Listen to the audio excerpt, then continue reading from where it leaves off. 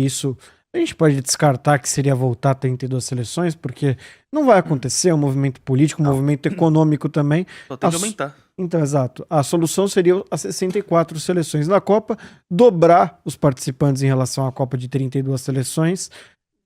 Vão para, então, 16 grupos. 16 grupos com quatro times, 4 seleções em cada. Dessa forma, passariam só os 2 primeiros, e aí teria essa outra ronda de mata-mata.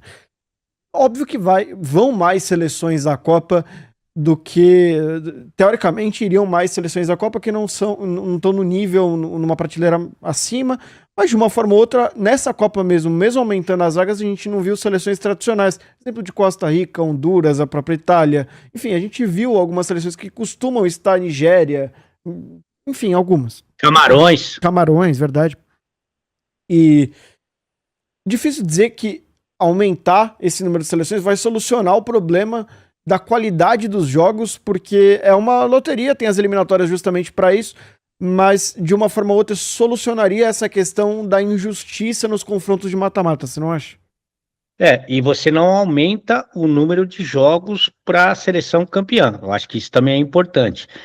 Agora, a gente pode debater sobre esse assunto, né? Você pode falar muito do quanto é importante, por exemplo, uma seleção de Cabo Verde fazer o que ela está fazendo, chegar a uma segunda fase, pegar a seleção da Argentina, uma história bonita, e o quanto isso vai ajudar a desenvolver o futebol local, que é uma verdade mesmo, né?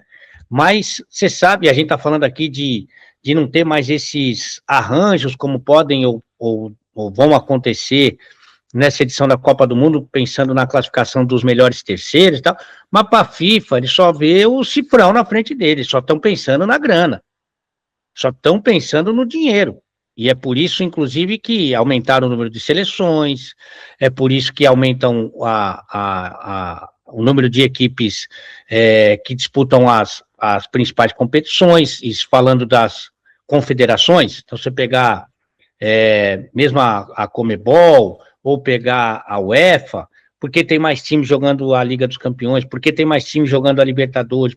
É só uma questão que é a do negócio, a questão financeira. Não estão nem aí para a parte esportiva, mas nem aí, né?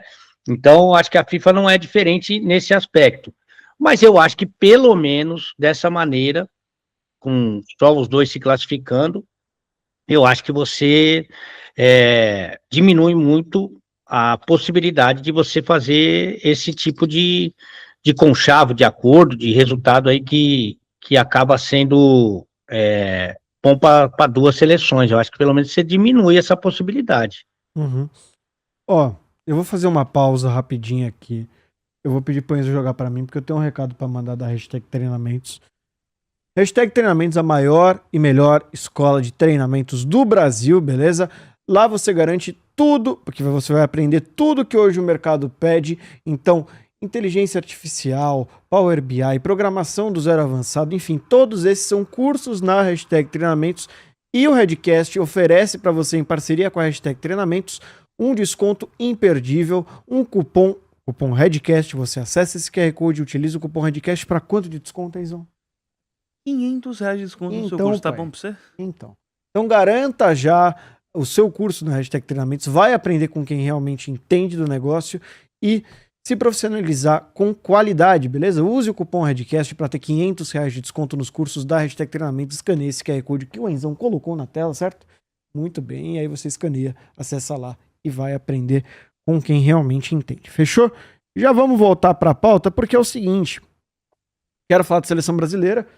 O Enzão vai preparar o link, a escalação provável do Brasil para enfrentar o Japão. Não tem nenhuma alteração com comparação a esse esqueleto que já estava sendo montado da seleção brasileira. O Enzão tá preparando aí, achou aí, Enzão? É isso. Tá, o Enzão tá preparando, mas basicamente a mesma equipe. Daqui a pouco ele coloca para ilustrar, mas você mudaria alguma coisa nesse esqueleto, Ale? Não, para o jogo contra o Japão não, e é a primeira vez que na Copa do Mundo ele repete uma escalação, né? Porque se a gente lembrar, na estreia, ele comete o equívoco, né, do 2, né, o do Ibañez e do Igor Thiago. Ele já corrige isso para a segunda partida contra o Haiti, esses dois vão para o banco. Aliás, esses dois caíram em desgraça, né? Eles nem têm culpa de ter sido titular contra Marrocos, a culpa não é deles, foi o treinador que mandou. E eles caíram em desgraça, que eles não entraram nunca mais. Aí ele já corrige, né? Sacando os dois. E para a terceira partida ele tem que substituir o Rafinha e colocar o Ryan. E agora, pela primeira vez, ele vai com a mesma formação, vai repetir uma formação, o que é muito bom em termos de entrosamento, em termos dos caras se conhecerem melhor e conhecerem o esquema que ele está apostando também. Sim. Então, para o jogo contra o Japão, eu não mudaria nada. Eu acho que você pode pensar em mudança, eu acho que a partir de um confronto provável, possível, mais forte, nas quartas de final. Não que o time do Japão seja fraco, não é isso, mas tanto o Japão quanto a Noruega não serão protagonistas do jogo, né? Não vão ficar mais com a bola, não vão olhar o Brasil nos olhos, não vão agredir. O Brasil não precisa de tantos cuidados defensivos a mais do que essa formação já oferece, que já é uma formação em que... não, de novo? De novo. Mas vai falando aí, Ale, tô te escutando. Que é uma formação que já marca, que já, embora não tenha tantos jogadores marcadores, mas que todo mundo colabora, o Vinícius um pouco menos. Mas, por exemplo, se você pensar num adversário de quartas de final, vamos supor aí um Portugal ou Inglaterra, eu acho que de repente você pode pensar em alguma alteração no meio-campo mais povoado, enfim, mas para esse momento eu não mudaria, até porque eu respeito muito a verdade do campo e bola. E no campo e bola, todo mundo se provou. Todo mundo se provou no último jogo. Mesmo o Casemiro, que vinha cercado de desconfianças, eu acho que melhorou, e inclusive no segundo tempo com participação importante nos momentos ofensivos, no terceiro gol fundamentalmente, e o Casemiro é o cara de confiança dele, né? Se você falar, você tiraria o Casemiro e colocaria o Fabinho, eu acho que é uma situação para se pensar, mas na cabeça dele, nem no pior momento do Casemiro ele pensou assim, né? Que foi sacá-lo para o jogo contra o Haiti, não pensou assim, não pensou em sacá-lo para o jogo contra a Escócia, em que ele estava pendurado com um cartão amarelo. Então essa é uma possibilidade que não existe. Então, das possibilidades que existem, eu acho que eu iria com ele, e o Ryan foi uma aposta muito vencedora dele, muito vencedora, talvez, acho que não era a maioria, com certeza não era a maioria que faria a aposta no Ryan. Eu acho que o Endrick, se você for na opinião popular, na imprensa, Endrick e Luiz Henrique estariam à frente do Ryan, até porque o Ryan, além de ter uma minutagem pequena na seleção, contra o Haiti, quando ele entra no lugar do Rafinha, ele não vai bem. Ele não vai bem. E aí o Ancelotti foi e bancou, jogador de 19 anos, que não foi bem contra o Haiti, ele bancou porque ele tinha a filha da mãe. Você viu, eu não tô falando nada, eu tô quietinho aqui, cara. Ele bancou e foi uma aposta vitoriosa, e aí mérito absoluto pro treinador da seleção brasileira. Você começou a analisar um pouquinho a seleção japonesa, a forma como se posta. A seleção do Japão, dos 3 jogos, só teve mais posse de bola contra a Tunísia. Contra a Holanda teve menos, bastante, inclusive. Se não me engano, a Holanda teve 60%, o Japão teve 40%.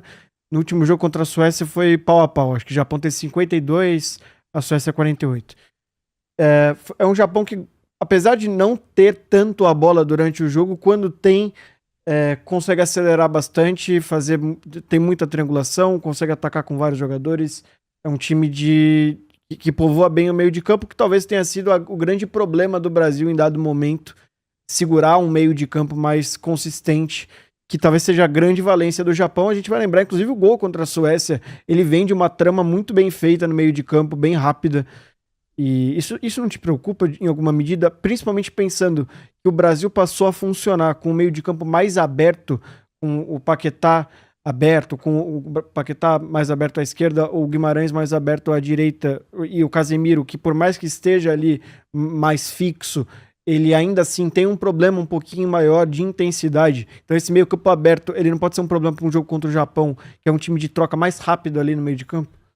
que gosta da bola e tem uma linha ofensiva de bastante velocidade, embora tenha perdido muito com a ausência do Minamino, né? Que é o jogador do Mônaco, que foi inclusive o Endo, com muita experiência, né? Mas eu falo do Minamino quando eu falo do ataque, porque ele que fez os 2 dos 3 gols da vitória do Japão ano passado contra o Brasil, né? 2 dos 3 gols, embora o melhor jogador da seleção japonesa naquela oportunidade, naquele amistoso, tenha sido o Fabrício Bruno. E o nosso goleirão, né? O Hugo Neneca também colaborou bastante, né? Mas, de qualquer maneira, você tem um ataque em velocidade, você tem um meio-campo que gosta da bola, e tem uma outra coisa também que eu acho que o Japão vai apresentar, que isso pode dificultar a seleção brasileira. O Japão não vai cometer os mesmos erros do que cometeram a Haiti e a Escócia na saída de bola. Né? Então, vamos lembrar que dos 7 gols que a seleção brasileira tem, Vinícius e Matheus Cunha, 5 foram em função de roubadas de bola, 3 do campo de ataque, né? Defesa do adversário. Então, esses erros a seleção japonesa não vai cometer, porque é uma seleção muito disciplinada, que tenta trabalhar com uma margem de segurança muito grande, nem que a seleção japonesa não fique com a bola no campo de defesa. Mas ela não vai dar o gol, por exemplo, que o cara da Escócia deu, que o cara do Haiti deu. Isso aí ela não vai fazer. Até antes,